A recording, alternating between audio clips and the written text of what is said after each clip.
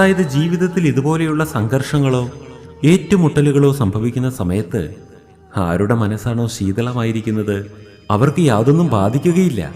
എന്നാൽ ആരുടെ മനസ്സാണോ ചൂട് പിടിച്ചിരിക്കുന്നത് അവർക്ക് ശക്തമായ പ്രഹരമേൽക്കുകയും ആ പ്രഹരങ്ങൾ അവരെ രൂപാന്തരപ്പെടുത്തുകയും ചെയ്യും. അതുകൊണ്ട് നിങ്ങൾ നിങ്ങളുടെ ജീവിതത്തിൽ ശക്തമായി മുന്നേറാൻ ആഗ്രഹിക്കുന്നുണ്ടെങ്കിൽ മനസ്സിന് പ്രഹരങ്ങൾ ഏൽക്കുന്ന സമയത്ത് അവിടെ ക്ഷതങ്ങൾ ബാധിക്കാതിരിക്കണമെങ്കിൽ തണുത്ത മനസ്സുള്ളവരായി മാറും.